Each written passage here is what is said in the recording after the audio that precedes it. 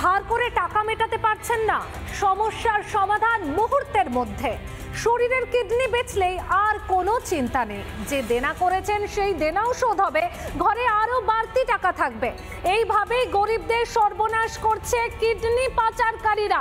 অশোকনগর থেকে পাকড়াও এক অভিযুক্ত। হ্যাঁ সিদ্ধান্ত নিয়েছি। কিডনি বেচেছি 5.5 লাখ টাকা। ভয়ানক, অমানবিক, হার হিম করা ঘটনা। উত্তর 24 পরগনার অশোকনগরের হতদরিদ্র এই যুবক যা বলছে তা শুনলে গায়ে কাঁটা দেবে যে কোনো মানুষের। অভাব অনটন নিত্যসঙ্গী। সংসার চালাতে বিকাশ ঘোষ নামে এক সুদখোরের থেকে চড়া সুদে 60,000 টাকা ধার করেছিলেন যুবক। সেই ধারই হলো গলার কাঁটা। সুদ বাবদ প্রায় 1,30,000 টাকা দিলেও বাকি ছিল আসল মেটানো। ওই যুবকের দাবি, তখনই সুদখোর মহাজন কিডনি বিক্রির চাপ দেয়। বাধ্য হয়ে স্ত্রীর একটি কিডনি বিক্রি করেন অশোকনগরের যুবক। হ্যাঁ স্যার, ওনার চাপে পড়ে আজকে আমার এই অবস্থা। স্যার আমি চাইছি স্যার, আমার মতন অনেক ফ্যামিলির এরকম 12টা বাজে। আমি চাই না আমার মতন এরকম কারোর হোক। এই অশোকনগর নয়, রাজ্যের বিভিন্ন প্রান্তে তাদের এই যে জাল কিডনি পাচার চক্র, এই পাচার চক্র জাল ছড়িয়ে রয়েছে। তারা টার্গেট করা হয় যারা দিন আনা দিন খাওয়া মানুষ রয়েছেন, যাদের অনেকটা টাকার প্রয়োজন হয় সংসার চালাতে গিয়ে। এ তো গরিব মানুষকে অ্যাকচুয়ালি মেরে ফেলা। এরা তো জীবন নিয়ে খেলছে, তো এদের কাছে তো জীবনটা বড় ব্যাপার না, এদের কাছে টাকাটাই বড়। তো অভিযোগ, কিডনি বিক্রি করিয়ে দিয়ে যুবকের থেকে আরো বেশি টাকা হাতানোর ছিল পাওনাদার বিকাশ ঘোষের। যুবকের অভিযোগের ভিত্তিতে সুদখোরকে গ্রেফতার করেছে পুলিশ।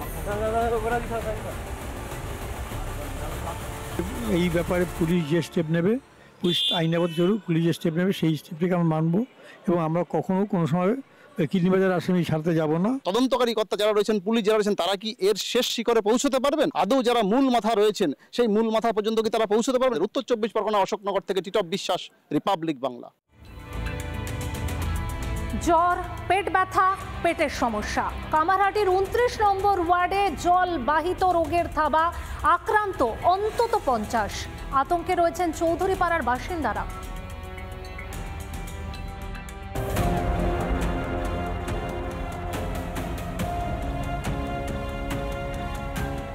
জলে বিষ, বাড়ি বাড়ি অসুস্থ, কারো মেয়ে তো কারো ছেলে, কোথাও আবার একই বাড়ির 3 থেকে 4 জন সদস্যই হাসপাতালে ভর্তি।